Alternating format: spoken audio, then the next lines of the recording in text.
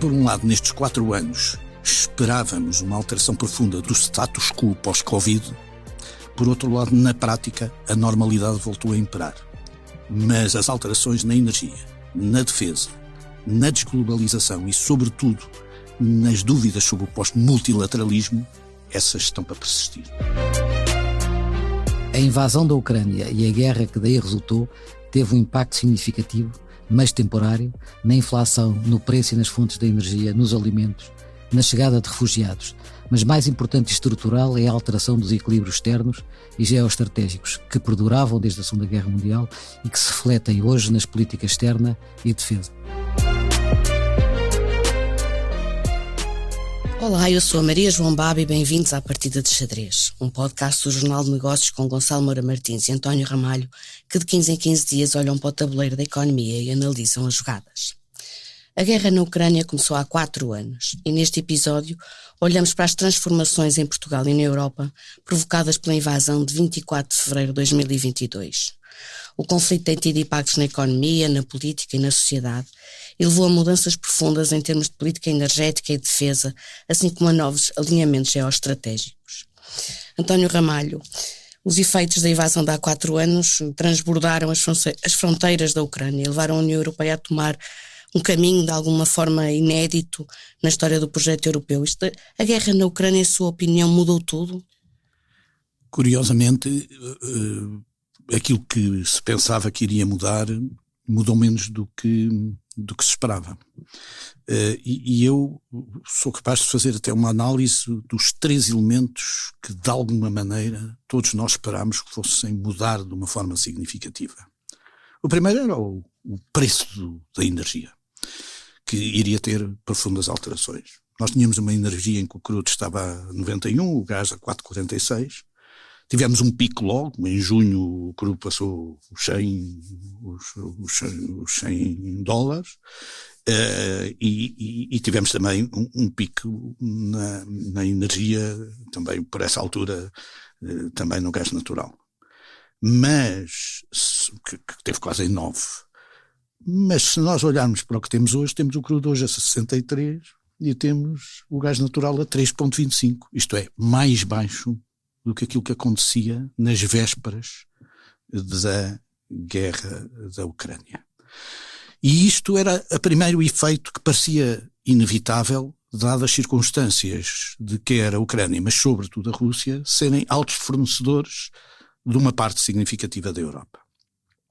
O outro consequência esperada era o nível das commodities, sobretudo as commodities alimentares. Sobretudo por virtude da Ucrânia, que era um grande exportador, e a verdade é que o trigo, em fevereiro desse ano, estava a 8,78, teve um pico de 11,79 em junho, mas hoje está a 6,12. E o milho, que estava a 6,8 em fevereiro, também teve um pico de 8,15, mas hoje está a 4,26. Pois toda aquela inflação que vimos há 4 anos... E esse era o terceiro pico, que era o da inflação.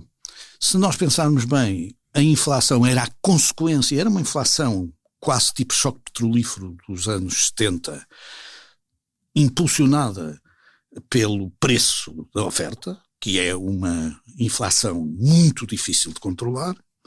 E se nós olharmos para a inflação, a verdade é que a inflação, que na altura estava qualquer coisa como 1,7, 1,8, subiu. É verdade que estávamos também num período pós-Covid e, portanto, com uma procura, digamos assim, que estava a alimentar uma inflação por contraposição. Problemas na cadeia de abastecimento, etc.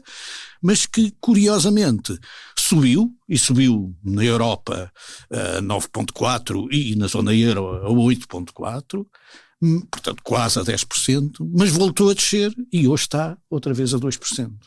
O que significa, basicamente, que todos os efeitos principais esperados da guerra da Ucrânia, que eram os efeitos da inflação por efeitos da oferta, sobretudo, dos produtos alimentares, e da oferta nos produtos energéticos, teve um efeito meramente temporário.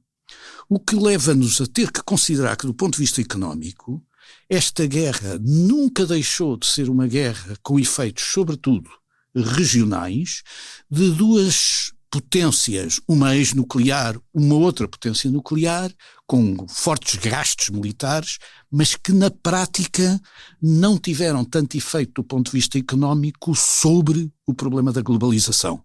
Tivemos outros efeitos e vamos discutir com certeza outros efeitos e muito significativos, quer na reorganização da Europa, quer na reorganização do mundo ocidental, quer na reorganização do mundo como um todo.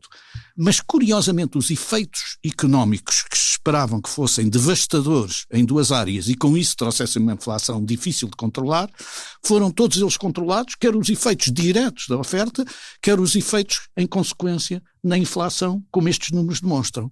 Isto é, a situação hoje, curiosamente, até é mais saudável, permitam-me esta expressão que até parece um bocadinho contraditória com uma situação de guerra que ainda se mantém, é mais saudável porque até a inflação e o sistema de taxas de juros está muito mais adequado àquilo que é a evolução do sistema, e houve quem beneficiasse bastante, nomeadamente Portugal, dessa situação, nomeadamente a banca. Ter tomado as decisões corretas no momento exato em relação a esta oportunidade que lhe foi dada. Mas sobre isso falaremos depois. O importante é dizer os efeitos económicos diretos, os diretos foram claramente temporais e de facto foram transitórios, porque a situação hoje está estabilizada a este nível. Isto não quer dizer que no futuro não tenhamos problemas para resolver, nem que a guerra não tenha tido consequências gravíssimas que teve. Mas o Gonçalo, o António falou destes efeitos práticos no momento e neste impacto transitório, mas de alguma forma houve coisas que terão mudado, talvez mais irreversivelmente, que foi a consciência da Europa da sua dependência energética e na área da defesa, que era uma fragilidade. Vamos ver, algum recordatório histórico. A Segunda Guerra Mundial começou em setembro de 1939 e acabou em abril de 1945. Se esta guerra, infelizmente, durar até outubro, passa a ser a mais longa guerra na Europa dos últimos 100 anos, pelo menos. E, portanto, é uma guerra que neste momento começa a ter a duração que teve a Segunda Guerra Mundial. Por outro lado, como a Rússia entrou mais tarde na Segunda Guerra Mundial, para a Rússia esta já é a maior guerra na Europa nos últimos, deste século seguramente e do século anterior também. Portanto, é difícil compaginar uma guerra com esta duração que não tenha impactos profundos no que é a percepção da Europa relativamente a uma realidade que ela já tinha posto para trás das costas, muito sinceramente, que é a guerra. E isso acho que vai ser a maior consequência desta invasão e desta guerra na Ucrânia, é a percepção da vulnerabilidade da paz do teatro europeu para as próprias nações europeias e para os europeus. Essa vai ser a maior consequência. Como vamos lidar com ela, estamos todos a aprender, e não só com esta guerra, mas posteriormente, 3 anos depois de começar a guerra, com a nova administração americana Trump, que inverteu completamente o que era a posição dos Estados Unidos relativamente à guerra, e o que veio tornar ainda mais vulnerável, ainda mais evidente, ainda mais presente esta inevitabilidade da guerra na Europa.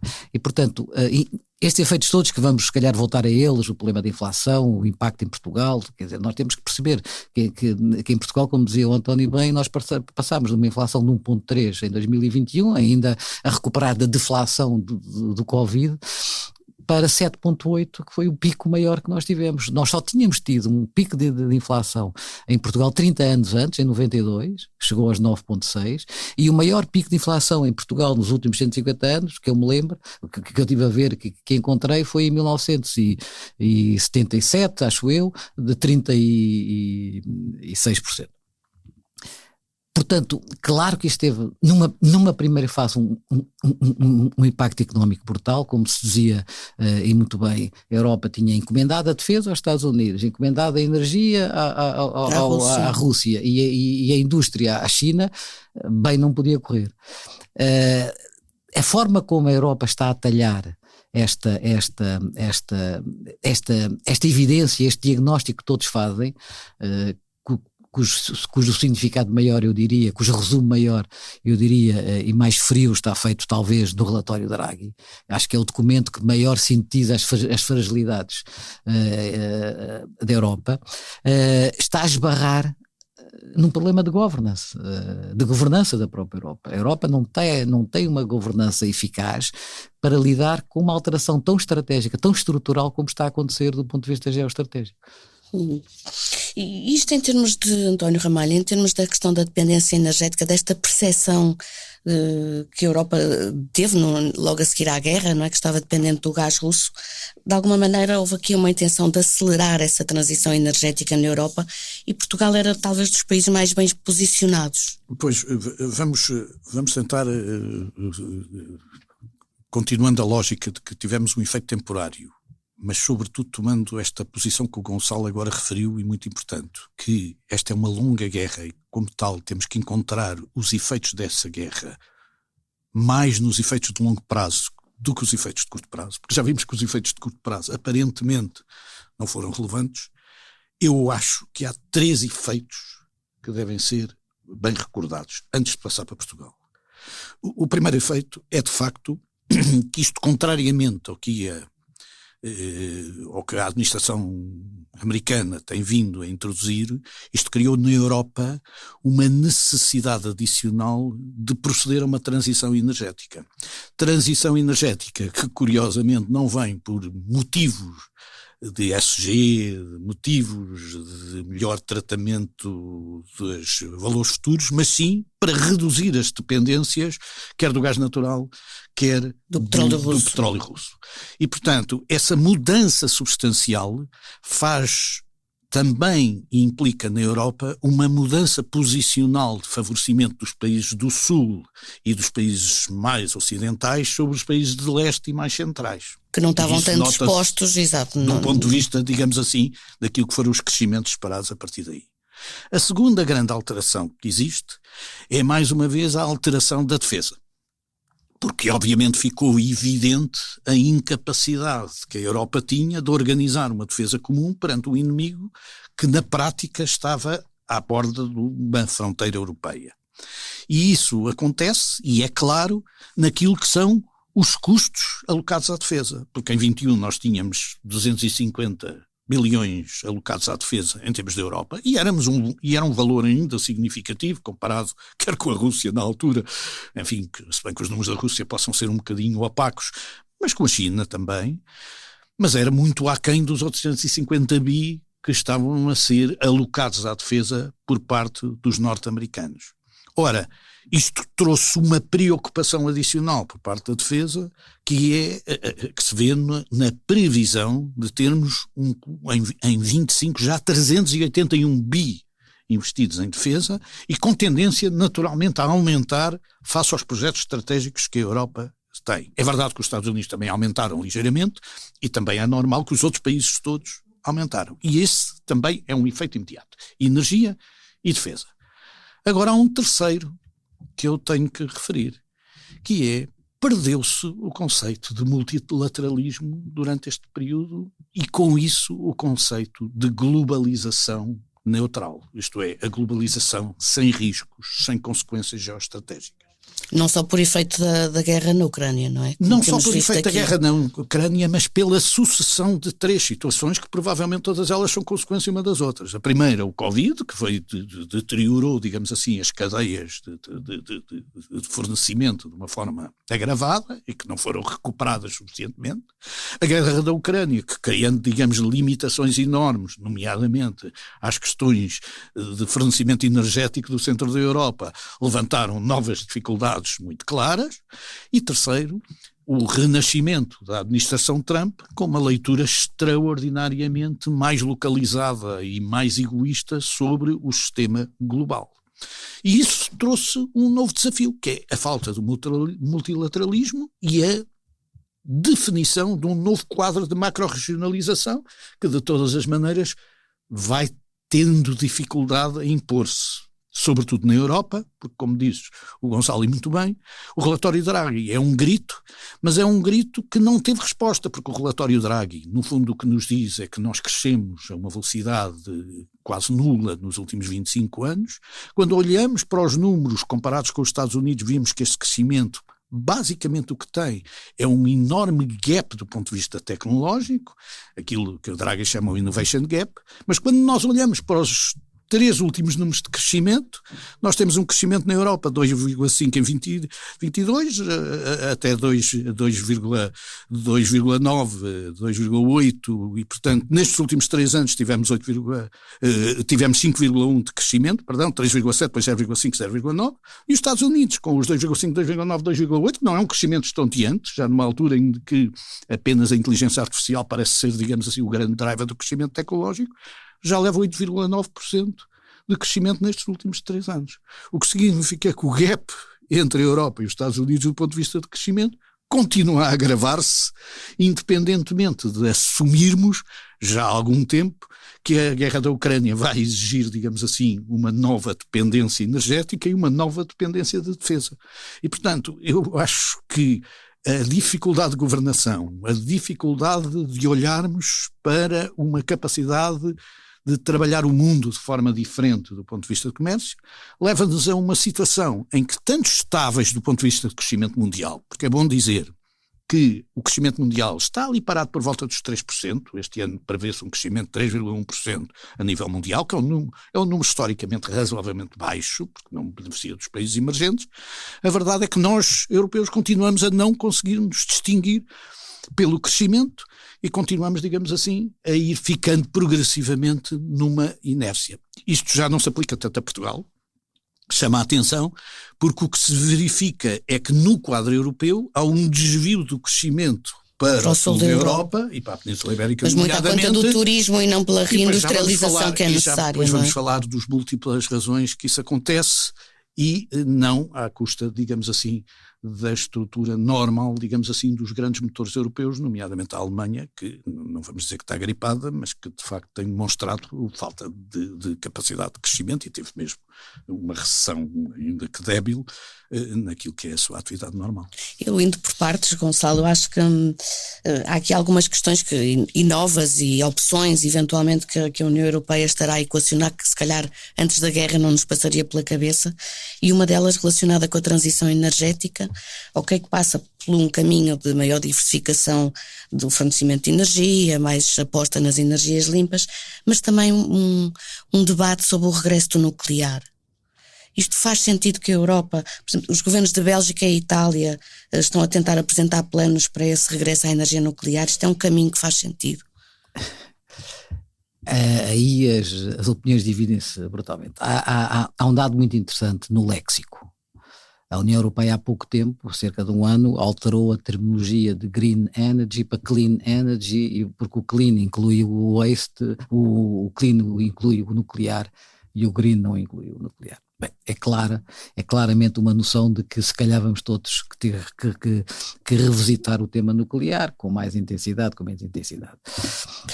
Mas isto demonstra também algumas decisões precipitadas do passado, quando a Alemanha decidiu encerrar todas as suas centrais nucleares e ficar totalmente dependente do gás natural russo. Foi de uma imprudência. À segunda-feira é mais fácil acertar no jogo do domingo, mas de qualquer forma era de uma imprudência, foi de uma grande imprudência. E quando nós vemos hoje que, por exemplo, a França, que foi dos poucos países que não abandonou o nuclear com intensidade, bem pelo contrário, ainda agora concluiu mais uma central, tem um problema muito menor do que teve a Alemanha com este pico do custo dos combustíveis pós-invasão da Ucrânia. Eu acho que não vai... Eu acho que o crescimento da demanda na energia por via dos data centers, por via que vai ser o grande drive de crescimento, pela via do consumo dos processadores para efeitos da utilização plena das ferramentas e dos instrumentos de inteligência artificial, vão exigir claramente que se diversifique e se incremente brutalmente o nível de geração de energia. Portanto, eu acho que não vai ser fácil fazê-lo sem recurso ao nuclear na Europa. Não tenho dúvida quanto a isso. É desejável? Não. Mas é possível? Não sei. Mas tudo isto que está a falar, no fundo, foi um alerta também de que a transição energética tem que ser feita, se calhar, com outra calma e outra ponderação. Não, Isso claramente. Nós temos que perceber que há países que têm capacidades e hoje formas de o fazer de uma forma muito mais intensa do que outros. Portugal, em janeiro, 82% da geração foi toda a geração green, e foi muito por causa do hídrico.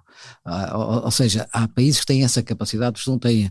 Dizia o primeiro-ministro do Luxemburgo que não achava que o nuclear não era a solução, e por que não viver do solar de Portugal. Esquece que a energia não se transporta em contentores, portanto tínhamos que arranjar umas linhas de transmissão até lá, que não é uma coisa simples, enfim, levanta uma série de questões técnicas.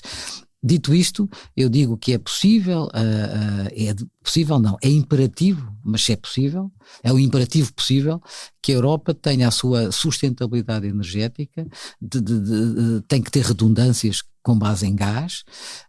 Alguns países vão revisitar o tema do nuclear, mas é possível claramente que essa transição energética se faça dentro do que é classificado como clean energy, ou seja, tendo alguma redundância nuclear.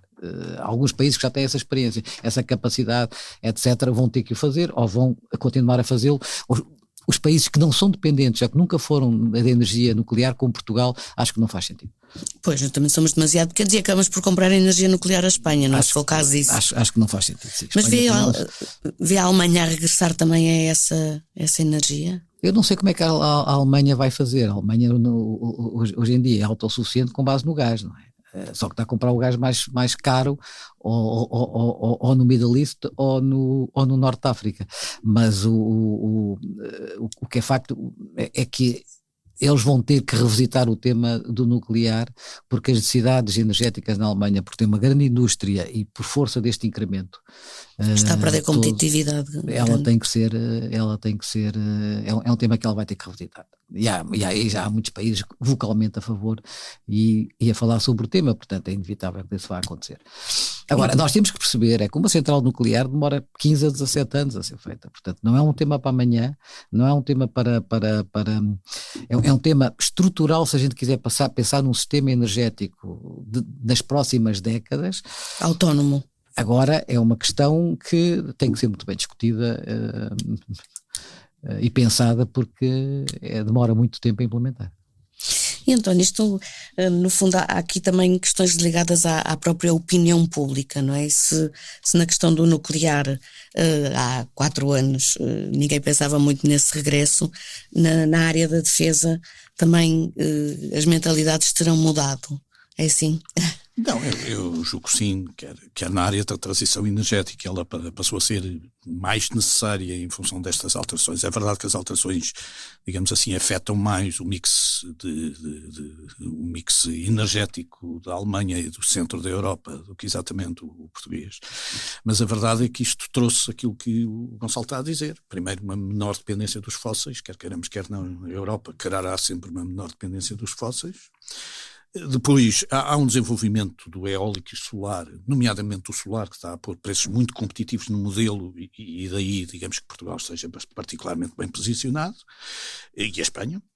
E depois há uma nova investigação também no nuclear que vai objetivamente levar à revisitação. Aliás, a percentagem da utilização do nuclear tem que ser ligeiramente, não na Europa, não é um crescimento significativo. Só agora é que se põe a fazer novas centrais. Mas a verdade é que também há investigação tecnológica de centrais nucleares de menor dimensão. Há vários processos neste momento em debate que, sobretudo, vão recolocar o assunto em debate. Isso não tenho dúvida nenhuma. Até porque esta classificação que a União Europeia fez sobre a clean energy é clara no sentido de permitir que esta discussão tente sair, digamos assim, dos padrões normais. Só não é limpa por causa dos resíduos que cria o seu desmantelamento, ou há outras razões? Não, eles agora acham que é limpa, clean energy.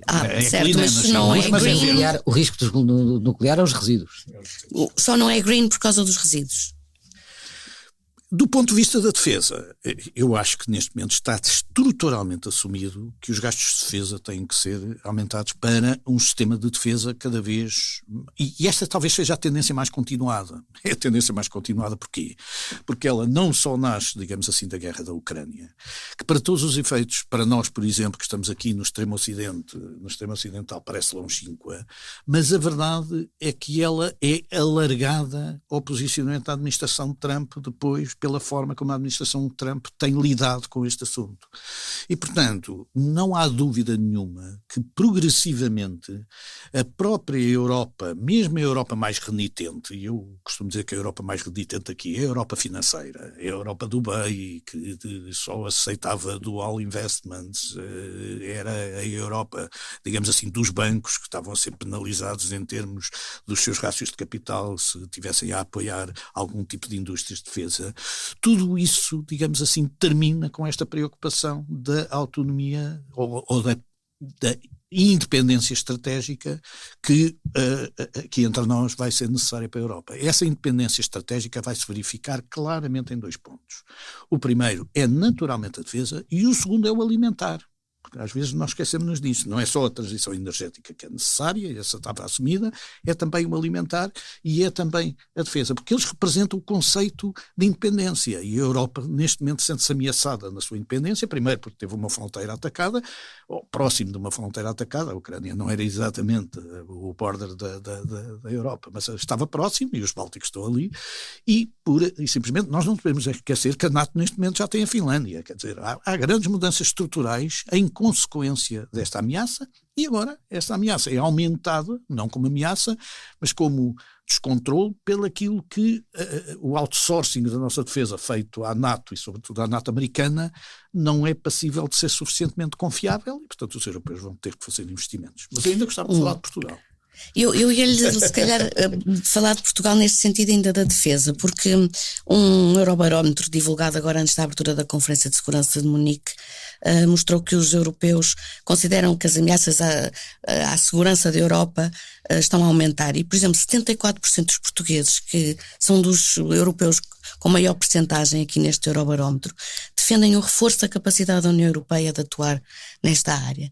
Isto, tanto nós, exatamente no lado oposto desta guerra, tem alguma justificação para esta preocupação tão grande? Tem 900 anos de história. Eu sou muito prático sobre isto. Nós somos um país, digamos assim, extraordinariamente estruturado do ponto de vista da identidade nacional e às vezes esquecemos que somos mais estruturados que outros países europeus.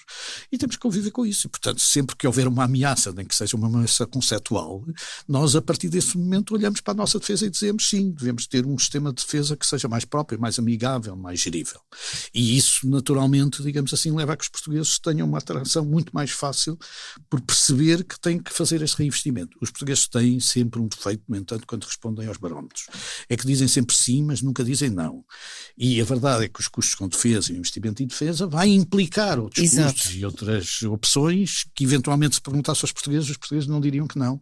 E vai ser falta consciência que pode haver consequências ao nível do Estado naturalmente, social. Sobretudo porque nós fomos apanhados neste período de guerra numa situação positiva para Portugal. Temos que pensar nisso, não vale a pena negarmos esta circunstância. Primeiro, estávamos longe. Segundo, pudemos beneficiar de um trabalho que tinha sido feito, que era de reforço dos impostos indiretos, que era de reforço e de estabilização do sistema financeiro. E, portanto, esta subida da inflação, que aconteceu no momento exato, deixe-me dizer, primeiro para reduzirmos a dívida pública, porque a inflação permite reduzir a dívida pública se você tiver contas equilibradas, e tinha.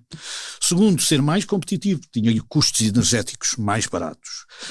Depois, porque pôde beneficiar de um turismo que estava obviamente à procura de posições longe do teatro de operações e do teatro de guerra. E terceiro, de um benefício para o sistema financeiro que tinha acabado, digamos assim, um processo reestrutural e que pôde beneficiar de um alargamento das margens financeiras pela subida de taxas de juros. Quem é que pagou esta dívida pública? Quem é que pagou esta estrutura? Curiosamente, os impostos indiretos. Isto é, foram os portugueses, através de impostos indiretos, porque nós tínhamos reforçado a estratégia dos impostos indiretos nos 5 anos anteriores, e o que acontece é que os impostos indiretos são diretamente proporcionais à nominalização da economia. E, portanto, recebemos muito mais impostos, conseguimos controlar a nossa dívida pública e, simultaneamente, conseguimos tornar o nosso sistema financeiro um sistema financeiro altamente rentável. E com aumentos reais salariais. E com aumentos reais salariais, que é uma coisa impressionante. Isto é, conseguir ser feito neste cenário, através do aumento do nível de vida dos portugueses. E nos últimos 2 anos, aliás, o que já com aumento até dos salários médios versus o salário mínimo, que já teve uma subida muito significativa durante este período. E diria que foi isso que a guerra mudou em Portugal? Eu diria que a guerra mudou em Portugal as mesmas coisas que mudou em toda a Europa, o fim do multilateralismo que se verificou no mundo, mas Portugal aproveitou muito bem o contexto porque estava exatamente na mesma situação. Tinha feito o seu trabalho de casa, deixem-me dizer, como passámos por muitas dificuldades em 2010, 2011, 2012, tínhamos feito um trabalho de casa de grande esforço das nossas empresas, dos nossos colaboradores, dos nossos trabalhadores todos, e depois pudemos beneficiar de um conjunto de circunstâncias macroeconómicas que só nos favoreciam. Energia mais barata, turismo mais seguro, residência mais desejada e, em simultâneo, capacidade de reduzir a dívida pública, de ter contas muito mais certas do ponto de vista da nossa administração pública e um sistema financeiro que se tornou um sistema financeiro bastante sólido e saudável. Se nós pensarmos bem, isto seria difícil de ter atingido se não tivermos estas circunstâncias todas que favoreciam relativamente Portugal. Penalizaram outros. É triste dizer. Claro que sim. Aliás, eu já disse aqui várias vezes, e o Gonçalo também, que é estranho que o motor do crescimento da Europa, nós não gostamos de dizer isto, porque é um bocadinho injusto, mas o motor do crescimento da Europa dos últimos 4 anos é a Península Ibérica. E a Grécia? E a Grécia do Sul, que era outro país, digamos assim, que estava em situação. Os degenerados do passado. Os degenerados do início do decénio, do primeiro decénio, do segundo decénio. E isto agora, aqui chegados, 4 anos passaram, os europeus começam a ter opiniões divergentes sobre o apoio financeiro e militar da União Europeia à Ucrânia. Há aqui uma certa fadiga da guerra, Gonçalo, e destas repercussões, quer económicas, quer do conflito. Isto, como é que a Europa agora se pode preparar para a vida após a guerra? Isso eram boas notícias, quer dizer, que seria que a guerra teria acabado.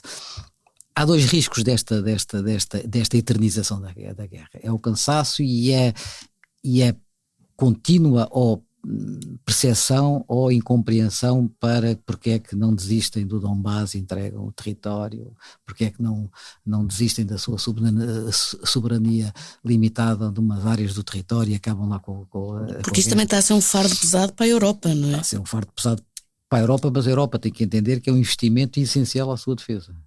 Certo. Aquilo que ela não gastou no passado tem que gastar agora. E apesar de ter este esforço significativo, porque há praticamente 2 anos, não 2 anos, mas há pelo menos 1 ano e meio, que praticamente os Estados Unidos deixaram de contribuir para a defesa da Ucrânia.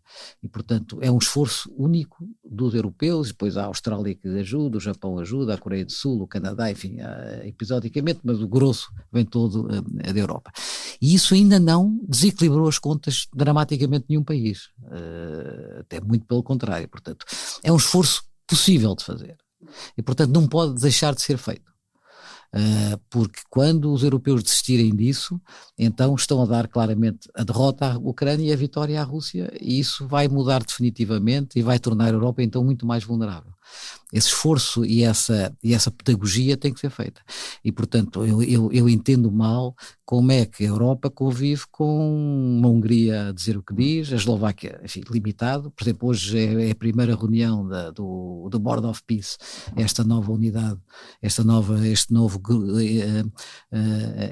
entidade multilateral que os Estados Unidos, que o presidente Trump criou, com 20 países que falam por si próprios, aqueles países. O único país europeu que lá está é a Hungria, que pagou $1 bilhão para se sentar à mesa dos 20, e a Itália, a Meloni fez uma coisa inteligente, que é a gente somos observadores, mas não participamos, etc. Mas nem a Eslováquia aceitou estar. E, portanto, quer dizer, esta convivência e esta diversidade excessiva, em que parece haver entidades dentro da própria União Europeia que lutam para a sua implosão. É uma coisa que a Europa também tem que resolver, porque isso também deixa alguma incompreensão do lado dos cidadãos. Quer dizer, como é que a gente permite que o Sr. Orban agora vete uma série de decisões que são importantes para a Europa, em que há um consenso alargado relativamente às mesmas, e de forma impune e sem consequências. É preciso a Europa também, quer dizer, ter algum respeito por si própria, porque isso vai ganhar muito da compreensão dos próprios cidadãos europeus, está a ver? Mas há um tema que ainda não falámos, que é o tema da imigração, certo, que é um impacto dos refugiados, também um impacto social, muito significativo. Quer dizer, hoje estima-se que houve 5,1 milhões de refugiados da Ucrânia, desde o princípio da guerra, que foram recebidos nos países europeus. E também houve uma mudança de política da União Europeia para os acolher, não é? Muito grande. E é uma integração de sucesso, porque eles convivem com os mesmos princípios europeus, etc. Portanto, ninguém fala da imigração ucraniana como uma imigração má. Só para ter uma ideia, 1 milhão e 100 mil estão na Alemanha e 900 mil que são na Polónia, que são os dois países de longe que receberam mais. Portugal terá recebido, não chegou a 60 mil. Mas toda esta imigração vai regressar à Ucrânia no fim da guerra e vai causar problemas, porque são pessoas consideradas como excelentes trabalhadores, bem preparados, etc. Portanto, vão deixar aqui um efeito nos países com grande expressão que os acolheram, com algum significado. Portanto, é um tema que vai ser um efeito colateral do pós-guerra, que é... E curiosamente a penalizar os mesmos países que foram mais penalizados pela guerra, que são os países da fronteira. Sim. Os países grandes da fronteira, que é a Polónia e a Alemanha, basicamente. Porque na Roménia não, porque é um país de emigração, não é um país de imigração, e portanto basicamente estes são os dois países que vão ficar mais impactados com esta realidade. E António, vê outros efeitos deste pós-guerra? Como é que a Europa se deve preparar para a vida no pós-guerra, inclusivamente para manter um papel minimamente relevante na cena internacional? Não, eu acho que há um problema de governação que já está identificado, não foi a guerra que o tornou claro, ele já existia, só ficou ainda mais evidente porque as situações são mais urgentes e a resposta é cada vez mais lenta, e simultaneamente eu acho que vale a pena pensar longamente sobre aquilo que serão as consequências ao nível global e as consequências também ao nível europeu, porque há agora uma reorientação, um reordenamento do espaço europeu em função destas circunstâncias, mas eu julgo... Até vemos a Suécia admitir adotar o euro, não é? E portanto isso obrigará uma nova reflexão do ponto de vista destas circunstâncias, mas o que eu julgo que vai ser o elemento mais determinante para nós, de alguma maneira, podermos, digamos assim, olhar o futuro, é ter consciência que há quase uma impossibilidade de vermos a ter um processo de redução das despesas públicas, que é algo que foi, digamos assim, uma espécie de Eldorado que a Europa criou nos últimos anos. Isto porquê? Porque as exigências do ponto de vista da transição energética, a situação da imigração e o envelhecimento da população nativa, o problema demográfico e também a necessidade da reconstrução da Ucrânia quando ela tiver lugar, vai criar uma pressão tão grande sobre as sociedades ocidentais que eu julgo que mais vale começarmos a falar da inevitável eficiência do Estado e menos na redução das despesas do Estado, porque eu não vejo em nenhuma circunstância que as despesas de saúde possam descer devido ao envelhecimento, que as despesas de investimento em transição energética temos que nos preparar para regressar aos déficits? Não necessariamente, porque os déficits são uma transferência para o futuro de um problema do presente. Eu julgo que temos, mas é que tornar o Estado muito mais eficiente e fazer opções, porque de facto a despesa pública não se vai reduzir por imposição destas circunstâncias que estão à vista de todos e que não podem ser negados. O envelhecimento é uma evidência, a transição energética é uma inevitabilidade e a recuperação da Ucrânia é um dever moral e a defesa, que a própria... E a defesa. Perdão, quer dizer, quando eu falo na recuperação da Ucrânia e na estrutura de defesa da Europa, é, digamos assim, um dever que nós vamos ter que assumir. Mas não olhar para isso... Mas há um indicador muito curioso, que são sinais de mudança, que a gente tem que perceber que não é uma andorinha que faz a primavera, mas algumas andorinhas já começam a fazer alguma coisa. É a redução dramática que houve no orçamento da PAC no no orçamento comunitário é um sinal brutal, porque o orçamento da PAC, ou seja, a subsidiação basicamente dos agricultores europeus, basicamente da zona central da Europa, custava 1/3 do orçamento da União Europeia. E, portanto, isso desceu dramaticamente, e acho que são opções que se têm que começar a fazer. São opções que se têm que começar a fazer. E parte desse orçamento foi para o programa SAFE, que é rearmar a Europa e fundear projetos nos Estados-membros na área da defesa. Mas uma das consequências muito curiosas... Quando se destapa de um lado, tapa-se de um lado, destapa-se do outro. Não, tem que saber o que é que se tem que destapar, o que é possível destapar, e o que é até benéfico destapar.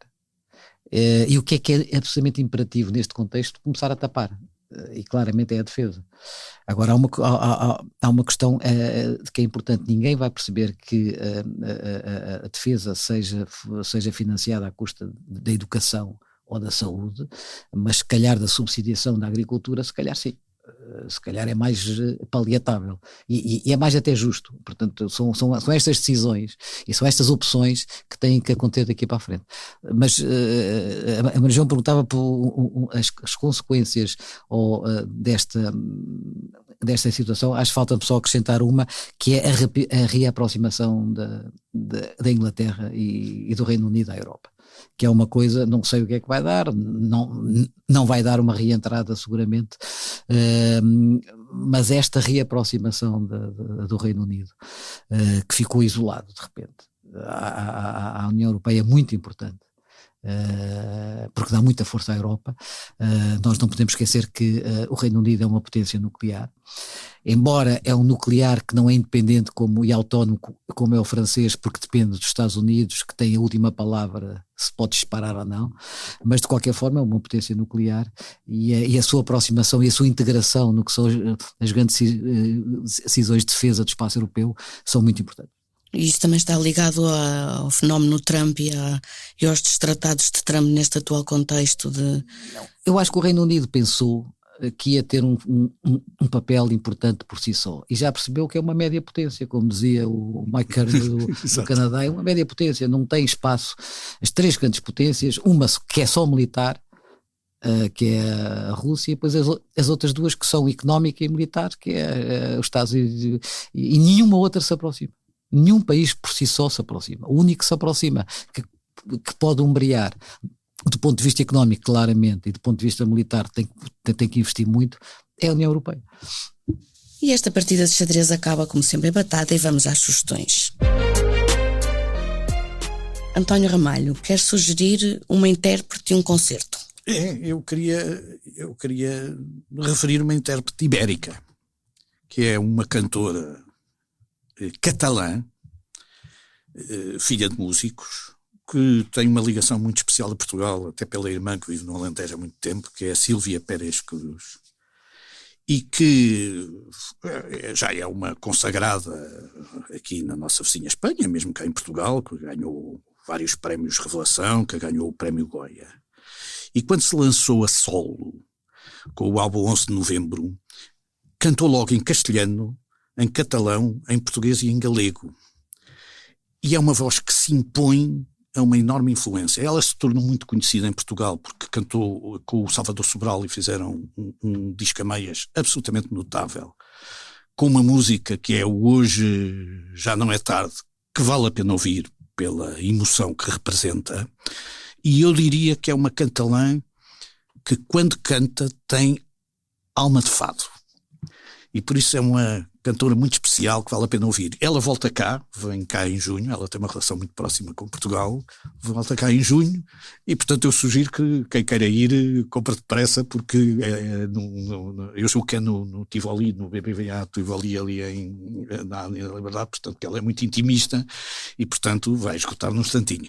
Vale muito a pena ouvir. E este dueto com o Salvador Sobral é um dueto em que o equilíbrio de duas vozes notáveis não sai em desfavor da Sílvia. Portanto, é Sílvia e Salvador, neste caso, mas não sai em desfavor da Sílvia. Sugere esta semana. E Gonçalo Moura Martins quer recomendar um livro? Isso.